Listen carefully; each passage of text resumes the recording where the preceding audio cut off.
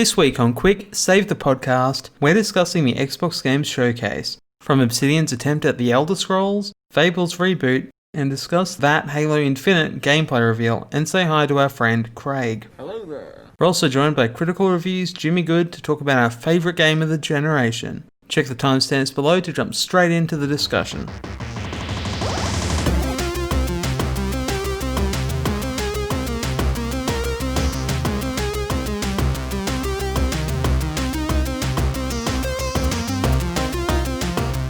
Hello everyone, and welcome to the one, the only, Quick Save the Podcast. I'm your host as always, Mitch, and joining me is Calum. Greetings. I didn't have a funny thing to call you.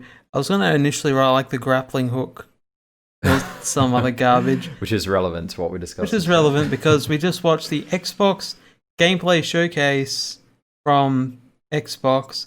I almost call it the Halo one every single time, as I've been doing. Yeah, it's very tempting to, hey, because that was definitely one of the highlights for sure. But it wasn't majority of it. It's only kind of even a little bit.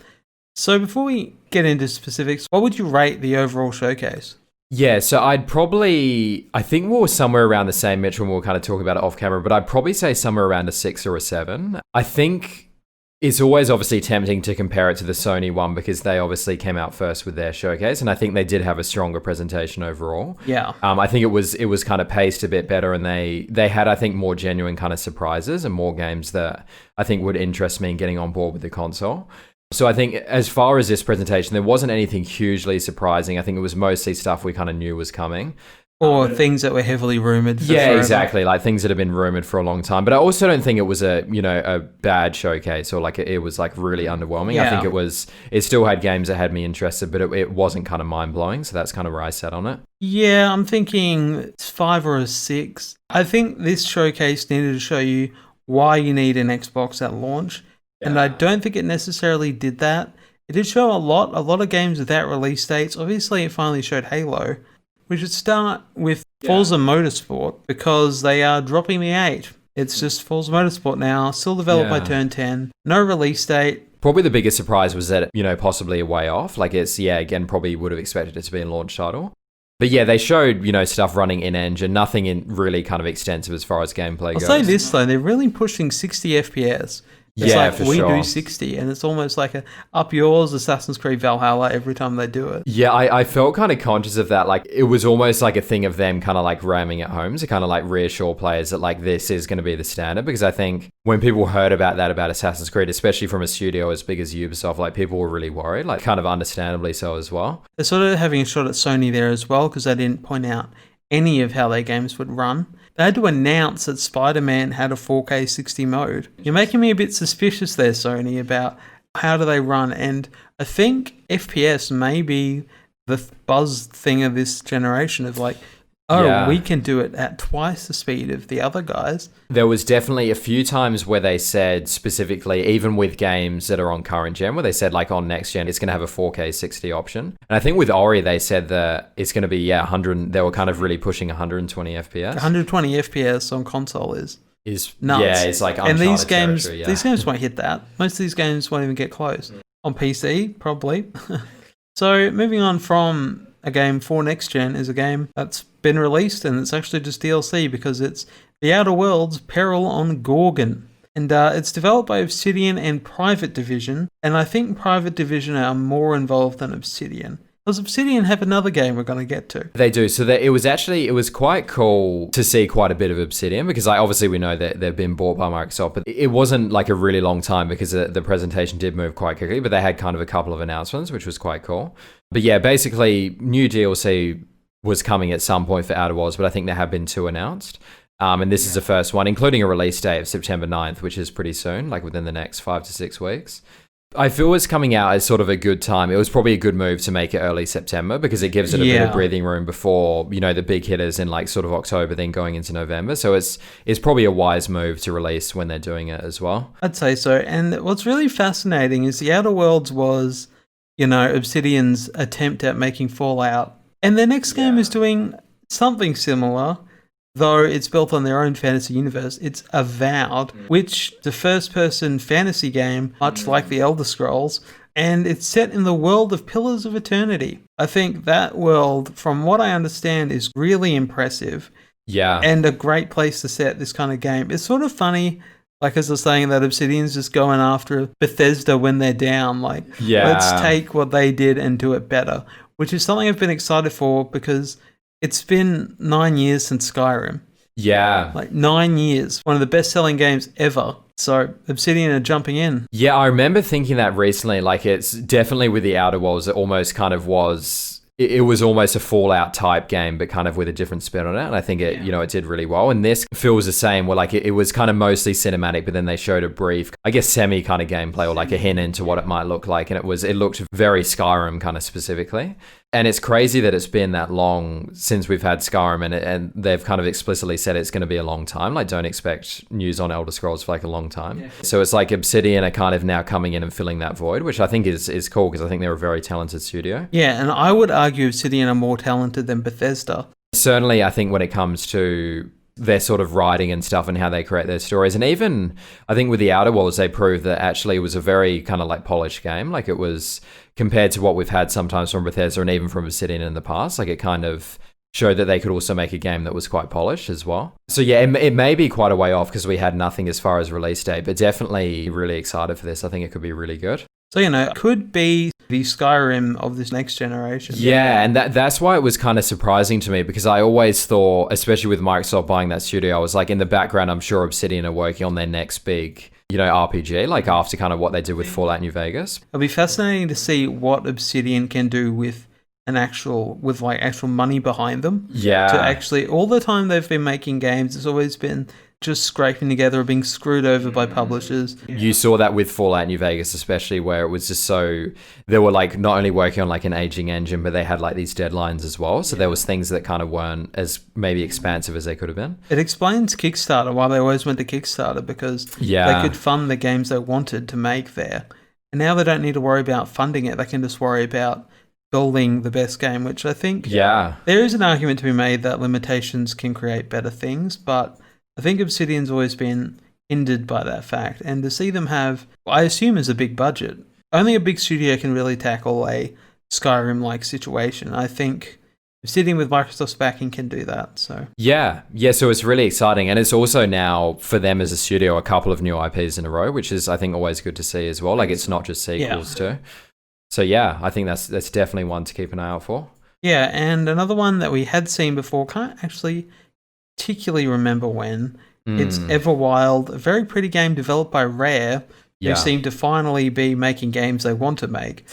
Yeah, and they seem to have, like, just looking at this game and how Sea of Thieves has kind of turned around, like, they seem to be kind of really hitting their stride again, I think. Like, they obviously were a very legendary studio, and then they had kind of a slump and stuff. And just, thanks to Microsoft's whole, Connect phase they were forced into. Yeah, exactly. So they were kind of forced into like doing games that weren't really kind of their style and stuff. And it really seems that now they're, like I said, kind of back into their stride. And this game looks promising. Like, it's very visually impressive, and I think could be a good new IP. Yeah, I think visually it gives me Avatar vibes, into Sea of Thieves, like Rare's favorite new art style, I think. Yeah, it's nice to see kind of more games like this that are kind of departing from the sort of like grimdark. We'll get to grimdark immediately after this. There's going to be plenty of that. But it's cool to see. It's definitely because I'd only seen this. This was my first kind of exposure to it. And it definitely, it had me intrigued for sure. Either way, it looks impressive. It's definitely cooperative, which is something Rare has been pushing. And for good reason, you get a lot of better memories of, playing with friends. Yeah, exactly. Like, even sometimes games that are kind of not as good or are a bit janky, you can still end up sort of having a lot of fun with it just because you're playing with friends.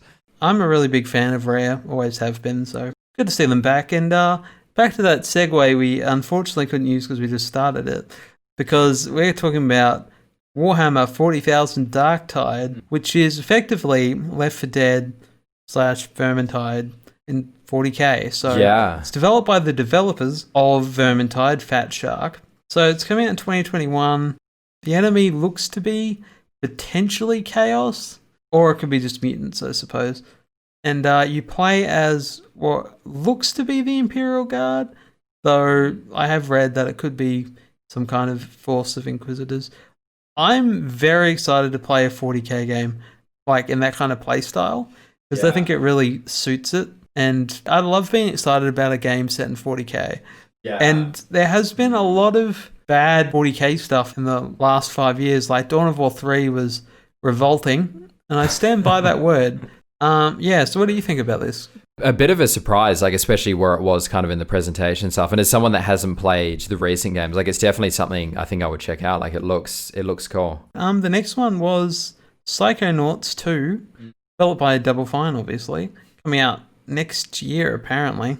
This game has been through a long development. Because I remember saying that to you. I was like, I feel like this game was announced like literally years ago.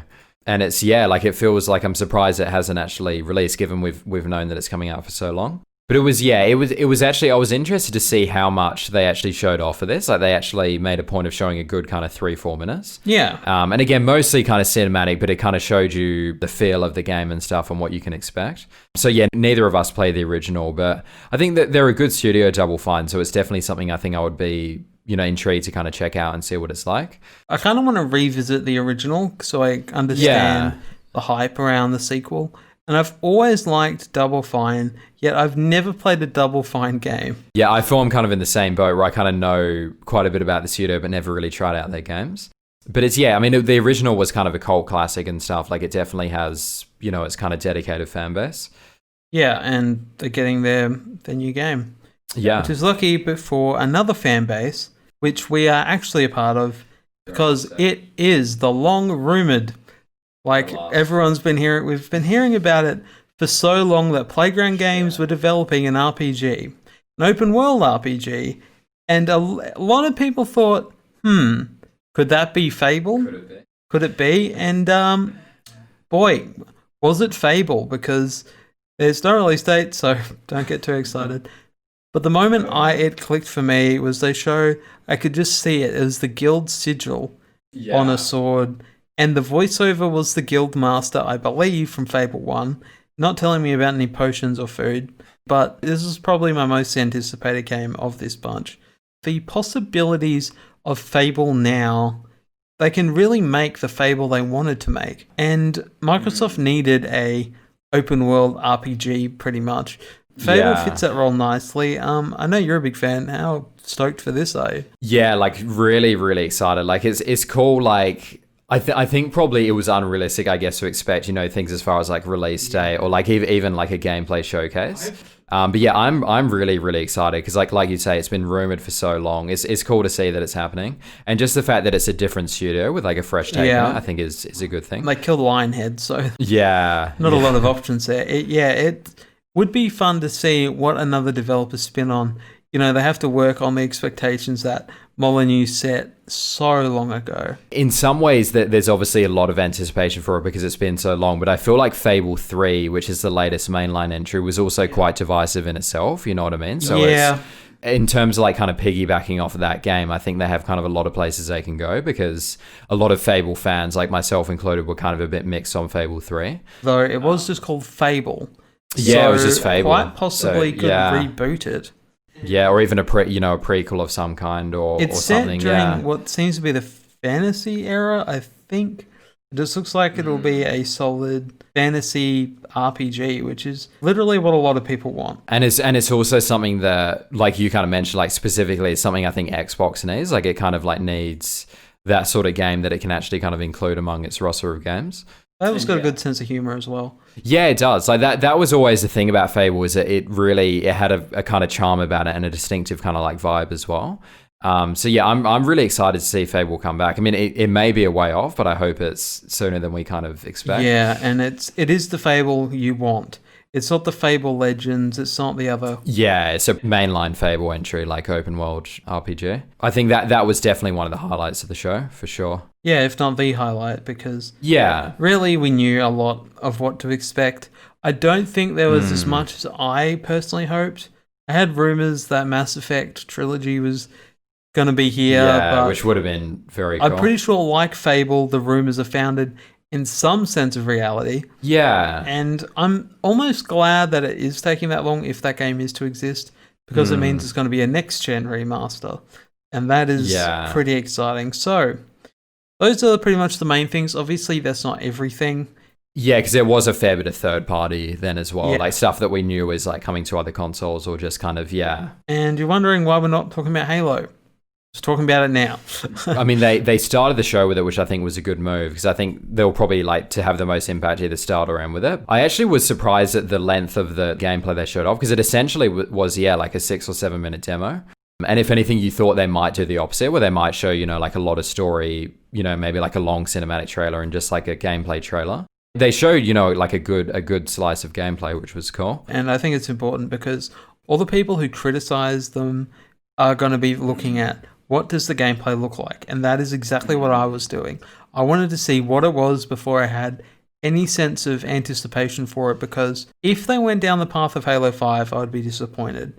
But that's not to say I'm disappointed with them pushing the game forward. I like Reach. I like all the things they added in that. Yeah. And they're definitely still a part. But the more interesting thing, I think, is the world. It's clearly open world to a point. The best comparison would be God of War: The Last of Us Part 2.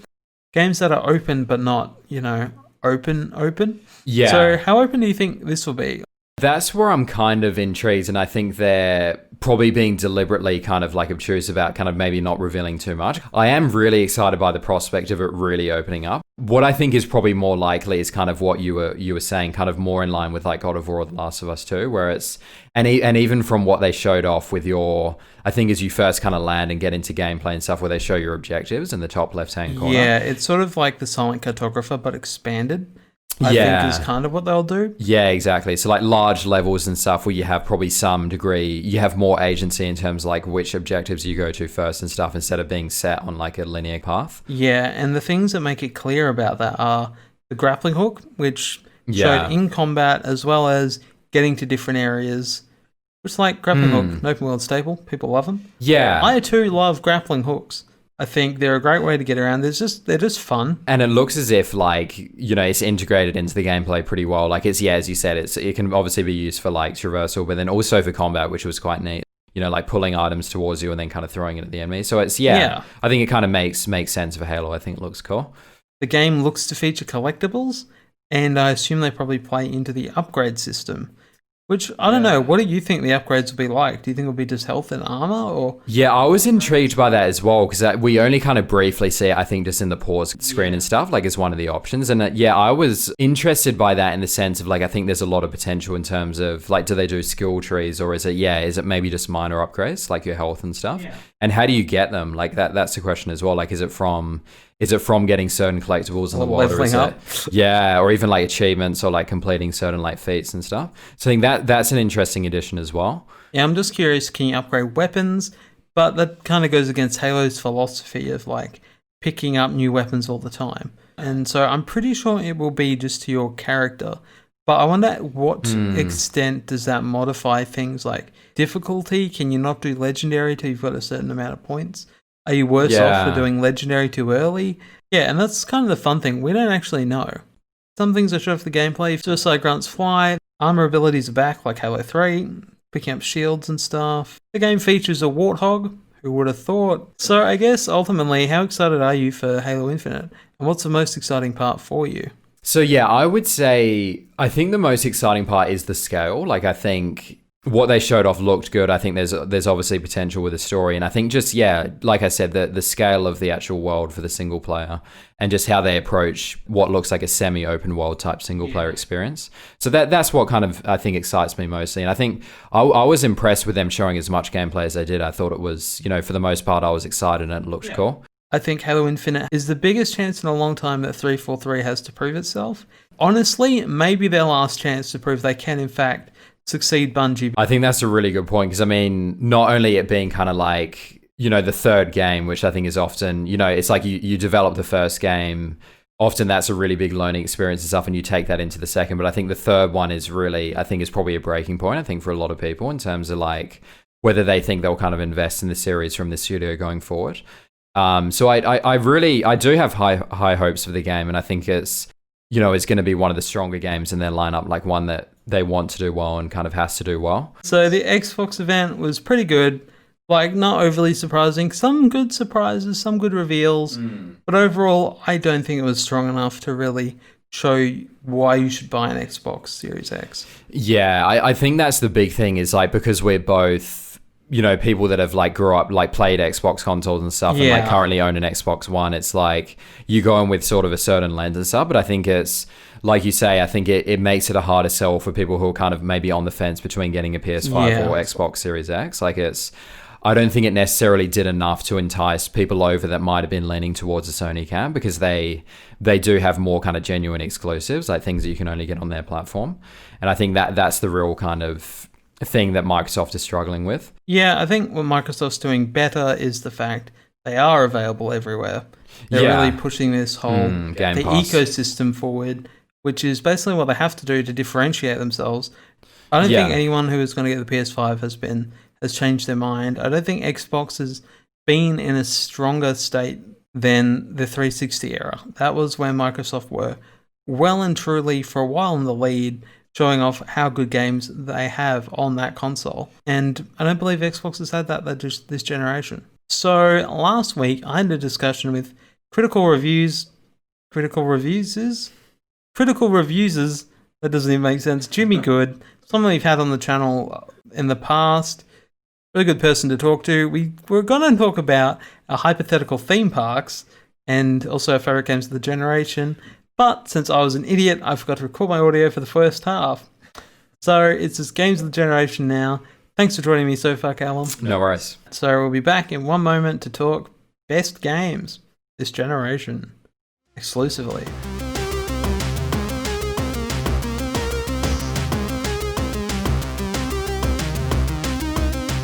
Joining me is special guest Jimmy Good. Welcome. Hello. Welcome. Thank you so much for having me back, having me for the first time. Depends on who's been watching. Totally the first time we recorded this as well.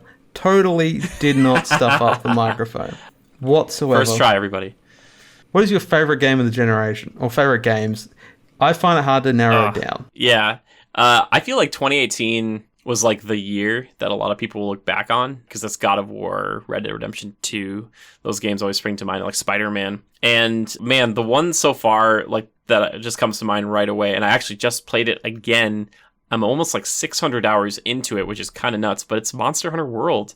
I've never played Monster Hunter before this, which is so nuts to me, because like I never touched that franchise, and then this game came out and it just grabbed me, and I just like was playing it and staying up till like 2 or 3 in the morning playing it. And I'm like, I need to stop this. Like I need to like have a life here. And it's like this, like the honeymoon period with most games for me, it like kind of wears off in the first couple of weeks. With Monster Hunter, it just kept coming back and like kept getting me. And they're like, hey, there's new monsters, and then Iceborne came out like a year later, and I was like, oh my gosh, like, oh yeah, I'll throw $40 at that because I've put so many hours into this game. I love it. I don't know. I love that game so much. It is so cool to me. It's everything I kind of want in video games for what I look for, just like cool monster designs. I love co-op. I love having co-op that actually means something, as opposed to like other games, like when I play Call of Duty with my friends and we're on the same team, but it doesn't really matter so much. Like Monster Hunter demands that you work together. And I absolutely adore that. Yeah, so Monster Hunter is the first one that kind of pops into my mind. I love it so much. I had a feeling for you to be Monster Hunter. I didn't feel that way about it. I don't know. It's just like I felt chasing down a monster feeling like I do no damage. But what's your like answer to people who think that? I think it is definitely a learning experience. There's a lot of stuff in Monster Hunter that they could explain better. And I know the monsters don't have health bars, which it could be good, could be bad, depending on how you look at it. I think the game makes you feel powerful over time when you actually start to level up, and then you go back, and if you do fight those weaker monsters, you will crush them. You will rip them apart in a few swings, and you like take off their tail in like a few hits, when in the past you're like, I've been wailing on this thing for 20 minutes and it's not going down, but now you're just like, yeah, I can destroy this. So you got to put the time into Monster Hunter, which I get that a lot of people aren't willing to do or just don't have the time. I get it. It's not for everybody. Yeah, so something I didn't even expect to like is Divinity Original Sin 2. Like that game just hooked right into me. Now I've started playing Dungeons and Dragons with my friends because of it. When I initially played it the first time, I didn't really understand it. I didn't truly like it, but then I decided to go, you know what, like most games for me, I'm just going to push through it and see it to the end. And man, that game That is a very good video That game is nuts. So brief backstory on my personal experience with it. I played the first one, and I played it with a buddy. We never made it out of the first town. And I went to PAX West 2017. I went and I saw them there, and they had Divinity Original Sin 2 booth. And I went and I played there. It was a great booth, and I was playing it, and it was so funny because when I left, they had people taking surveys on these computers, and it was like, did you play the first game? I was like, did you ever make it out of the original town? And I think a lot of people loved that game, but they spent like 30 hours just hanging out in that first town doing stuff for 20, 15 hours. But then 2 comes out, and my buddy and I are still like, once in a while, we'll play it for like a month or 2, and then we will not play it, and then we'll come back to it, and we still have not beaten it once yet. But that game is so ridiculously cool, and it gives you so many options to do a ton of different things. It is just bonkers. It should be one of the games that people look back on and go like, oh my gosh, I'm glad this thing exists. It's so good. The amount of freedom it gives you, like, do you want to build a maze out of boxes, and the enemy will try and path its way through that? Go do that. And just the amount of freedom compared to most games, like, it just lets you really go nuts with the world they've created and how spells and stuff affect things in the world too, like how poison catches on fire. It's just really cool mechanically. I can't believe you've never finished it, because I've finished it like 5 times or something. Oh my gosh, really? Oh yeah, like once you know what to do, the game is quite short. Like the amount of things you can do in that game is very funny. Of like, Death Fog is like the little ghosty thing that one-shots you. We used an ability to start taking that around to town with us. So we just dropped it on people and wiped out a town. Dang, and cool. The game lets you do this. And most games would go, nah, you can't do that. But Divinity lets you do that. A lot of games are focused on tutorials and telling you this is what you can and can't do. But Divinity was, here's kind of the rules. Do what you want. I'm hoping Baldur's Gate 3 is kind of like that. I was happy that Larian was going to do it, but at the same time, I was like, can you just make 2? Or 3, I should say, Divinity Original Sin 3. But I get where like this chance came up, and they're like, we're going to take it. And it looks kind of similar. Yeah, it plays pretty similar. Which I'm fine with. I think it adds a bit more of Dungeons and Dragons to it, like a bit of dice rolling. Oh, for sure. And there's like a lot of like kick a person or do a thing like that. That's great addition. Got to have a kick people option. Yeah, kick them off a building. Let's do it. Yeah, I'm very excited for Baldur's Gate 3. It's in early access this year. I think Divinity Original Sin 2 was in early access for a year. So still a ways out from that. A lot of good video games this generation. What a good game. Yeah, man. Good pick. I never think of that one because it's more kind of PC, even though it did come to consoles. It's just like one of those things that like I don't think people... It won't be at the top of the list for a lot of people, but it should be, because if you've tried it, it's really, really cool. For a lot of people who loved it, that'll be on their list quite highly, I imagine. So I think that's it for this episode of Quick Save the Podcast. I got to make sure I put the cap. Otherwise, just quick save the podcast, which is, not as good. Thank you so much for watching. I've been Mitch. Thanks so much for joining me, Jimmy. Yes, of course. It was my pleasure. I really appreciate you asking me to come on. Yeah, so make sure you check out Critical Reviews. Link will probably be down below them, and give them a sub. If anyone has any questions or topics we'd like us to, me to answer on the next episode, let us know in the comments below. We'd love to hear from you, and hopefully we'll see you on the next one, because there's always a podcast to save. Quickly. Goodbye, everyone. I'm liking the look of this already. It's a bit like Halo meets RPG, and you know what? I'm digging it. Yeah. Just visually, like it looks